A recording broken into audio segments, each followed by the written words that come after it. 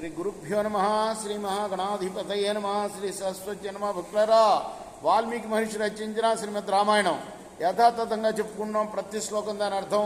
ఇందులో భాగంగా నిన్నటి వరకు బాల, అయోధ్య, అరణ్య, కిష్కింద, సుందరకాండలు పూర్తి చేసాం. యుద్ధకాండలో కూడా మనం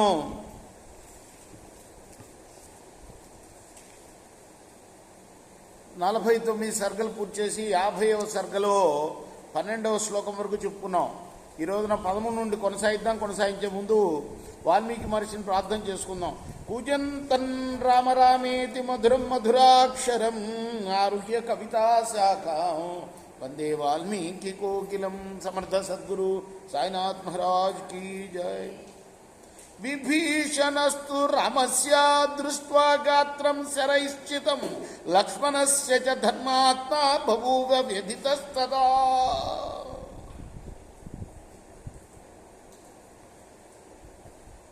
ధర్మాత్ముడైన విభీషణుడు శరీరం నిండా బాణాలు గుచ్చుకొని స్పృహ తప్పి పడిపోయి ఉన్న రామలక్ష్మణునిద్దరినీ చూశాడు.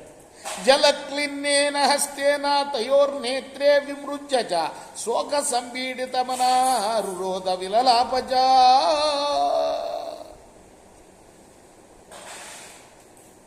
ఆ తర్వాత జలం చే తడిసిన తన చేతితో వాళ్ళ కళ్ళు తుడిచి జలక్లిన్నేన హస్తేన తయోర్నేత్రే విమృజ్య చ శోకం చేత మనస్సు పీడింపబడగా విలపించాడు వాళ్ళని చూసి. ఈశౌ తౌ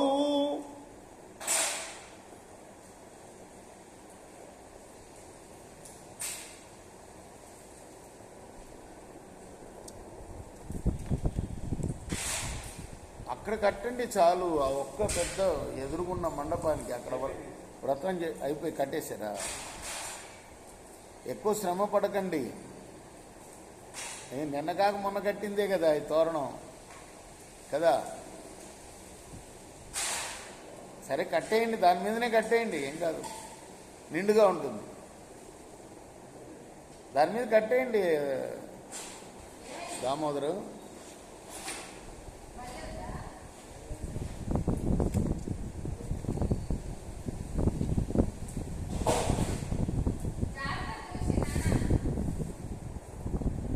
ఇమౌ తౌ సత్వ సంపన్నౌ విక్రాంతౌ ప్రియ సంయుగౌ ఇమా మనస్తాం గమితౌ రాక్షసై కూటయోధిభి.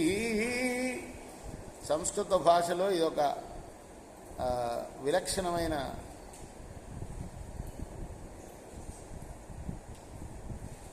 గ్రామర్, అంటే వ్యాకరణం. ఏమిటంటే ద్వివచనం ఉంటుంది సంస్కృతంలో. ఔ ఔ ఔ అని వస్తే రామ, రామౌ, రామా అని అంటారు. శబ్ద ప్రయోగం. రామ అంటే రాముడు, రామో అంటే ఇద్దరు రాములే అని అర్థం. అట్లానే ఎక్కడైనా కూడా ఔ ఔ అని వచ్చిందంటే ఇద్దరున్నారని అనుకోవాలి. రామలక్ష్మణులు ఇద్దరు కూడాను పరాక్రమవంతులైన రామలక్ష్మణుల్ని ఈ మౌ తౌ సత్వ సంపన్నౌ, ఇద్దరు కూడా సత్వ సంపన్నులు, మహానుభావులు. అలానే విక్రాంతౌ ప్రియ సంయుగౌ, మంచి యుద్ధ నైపుణ్యం కలవాళ్ళు, పరాక్రమవంతులు.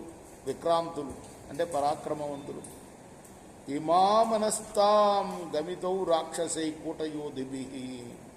కపట కూటయోధులు తోట పడిపోయారు కదా, ఇట్టి స్థితి పొందారు కదా. కపట యుద్ధం చేసే ఇంద్రజిత్తు కనపడకుండా యుద్ధం చేసి బాణాలు విసిరి వాళ్ళని పడేశాడు కదా అని విభీషణుడు భావిస్తూ, భ్రాతృపుత్రేణ చైతేనా, ఎవడో కాదు వాడు, నా భ్రాతృపుత్రుడే, నా అన్న కొడుకే. దుష్పుత్రేణ దురాత్మనా, దురాత్ముడు, దుష్పుత్రుడు వాడు. రాక్షస్యా జిహ్మయా బుద్ధ్యా వంచితాన్భుజ విక్రమౌ, రాక్షస సహజమైన కుటిల బుద్ధితో వంచాడు వాళ్ళని. శరీరై అవలంబిద్ధౌ రుధిరేణ సముక్షితౌ వసుధాయామిమౌ సుప్తౌ దృశ్యేత శల్యకానివ. బాణాల చేత బాగా కొట్టబడి రక్తంతో తడిసి నేల మీద పడి ఉన్న ఆ రామ లక్ష్మణులు శల్యక మృగాల్లాగా కనపడుతున్నారు. యయోర్వీర్యముపాశ్రిత్య ప్రతిష్టా కాంక్షితామయ తావిమౌ దేహనాశాయ ప్రసుప్తౌ పురుషర్షభౌ. ఈ పురుష శ్రేష్ఠులు రామలక్ష్మణులు వీళ్ళ పరాక్రమాన్ని ఆశ్రయించి నేను లంకను పొందాలి అనుకున్నాను. ఇప్పుడు వాళ్లే ప్రాణాలు విడవటానికి సిద్ధంగా ఉన్నారు. జీవన్నజ్య విపన్నోస్మి నష్ట రాజ్య మనోరథ ప్రాప్త ప్రతిజ్ఞశ్చ రిపు సకామో రావణ కృత. ఇప్పుడు నాకు రాజ్యం లభించే ఆశ సన్నగిల్లిపోయింది, పూర్తిగా నశించింది. జీవించి ఉన్నా కూడాను ఆపదల్లోనే ఉన్నాను నేను. ఇప్పుడు శత్రువు అయిన రావణుడి యొక్క ప్రతిజ్ఞ నెరవేరింది, అతని కోరిక తీరింది. ఇప్పుడు ఏవం విలపమానంతం పరిష్వజ్య విభీషణం సుగ్రీవ సత్వ సంపన్నో హరిరాజో బ్రవీదం. ఈ విధంగా విలిపిస్తున్న విభీషణుని సుగ్రీవుడు కౌగలించుకొని అన్నాడు, రాజ్యం ప్రాప్స్యసి ధర్మజ్ఞ లంకాయాన్నాత్ర సంశయ రావణ సహపుత్రేణ స్వకామం నేహలప్స్యతే. ధర్మం బాగా తెలిసిన ఓ భీషణ, నువ్వు తప్పనిసరిగా లంకా రాజ్యాన్ని పొందుతావయ్యా, సందేహం లేదు. రావణుడు అతని కుమారుడు అనుకున్నట్లుగా వారి కోరిక సఫలం కాదు. నరుజా పీడితా వేతావు భౌరాఘవ లక్ష్మణౌ చక్వా మోహం వదిష్యేతే సగణం రావణం రణే. వీళ్ళిద్దరూ కూడా మరణం కలిగించే అంత బాధ పొందటం లేదు సుమా,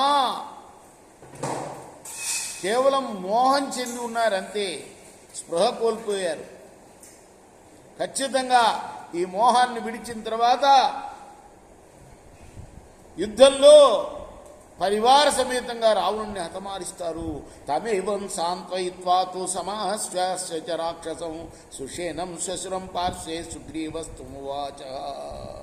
ఈ విధంగా ఓదార్చి విభీషణుని సుగ్రీవుడు అతనికి విశ్వాసాన్ని కలిగించి పక్కనే ఉన్న మామగారైన సుశేషనుడితోటి ఇలా అన్నాడు, సహ సూరైర్ హరిగణైర్ లబ్ధ సంజ్ఞా వరిందమౌ గచ్చత్వం భ్రాతరం గృహ్య కిష్కిందాం రామలక్ష్మణౌ.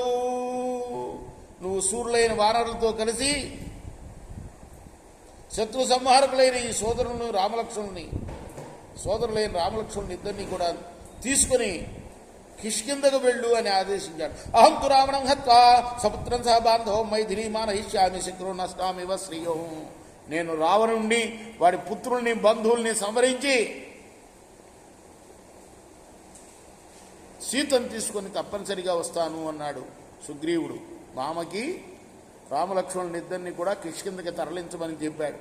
శ్రుత్వై దత్వానరేంద్రస్య సుషేణో వాక్యమబ్రవీద్ దైవాసురం మహద్యుద్ధం అనుభూతం సుదారుణం. సుగ్రీవుడి మాటను విని సుశేషుడు అన్నాడు, దేవాసుల మధ్య జరిగిన ఆ యుద్ధం నాకు బాగా తెలుసు.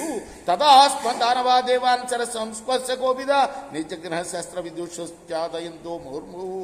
అప్పుడు బాణ ప్రయోగంలో నేర్పుగల దానవులు మాటి మాటికి అంతర్ధానం చెందుతూ అస్త్రముల యందు సమర్థులైన దేవతలను కొట్టారు. తానార్తాన్నస్తసన్యాచ కథాశుంస బృహస్పతి విద్యాభిర్మంత్రయుక్తాభిర్ ఓషధీభిశ్చికిత్సిత. దేవతల్లో కొందరు పీడితులయ్యారు, కొందరు మూర్ఛ పొందారు, కొందరు మరణించారు. వాళ్ళందరికీ కూడా బృహస్పతి మంత్రంతో కూడిన విద్య చేత ఓషధుల చేత చికిత్స చేశాడయ్యా.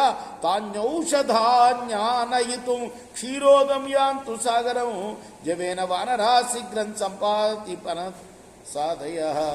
సంపాతి పనసుడు మొదలైన వానరులు ఇప్పుడు ఆ ఔషధాల్ని, ఏ ఔషధాలతోటైతే బృహస్పతి దేవతలకు చికిత్స చేశాడో ఆ ఔషధాలని తీసుకుని రావటం కోసం క్షీర సముద్రానికి వేగంగా వెళ్ళుదురుగాక ఎవరెవరు? సంపాతి పనసుడు. హరయత్తు విజానంతే పార్వతీస్థా మహోషధే సంజీవకరణి దివ్యాం విశల్యాన్ దేవ నిర్మిత. దివ్యమైన సంజీవకరణి, దేవతలు సృష్టించిన విశల్యకరణి, ఇతరమైన పర్వతాల యందు లభించే ఔషధుల్ని ఆ వానరులు బాగా తెలుసుకుంటారు. వాళ్ళకి తెలుసు. చంద్రస్య నామ ద్రోణస్య క్షీరోదేశాగరోత్తమే అమృతం యత్ర మధితం తత్రతే పరమౌషధీ. అమృతం మధించిన సముద్ర శ్రేష్టమైన క్షీర సముద్రంలో చంద్రం, ద్రోణం అనే పర్వతాలు ఉన్నాయి. సంజీవకరణి, విశల్యకరణి అనే పరమౌషధాలు ఆ పర్వతాల మీద ఉన్నాయి. చూసారా? సుషేనుడు పాత్ర కూడా చాలా గొప్పది రామాయణంలో, మనకు తెలియదు కదా. ఈయన సలహా ఇస్తేనే అక్కడికి వెళ్ళారు. రేపు మనం 32వ శ్లోకం కొనసాగిద్దాం. కృష్ణార్పణమస్తు.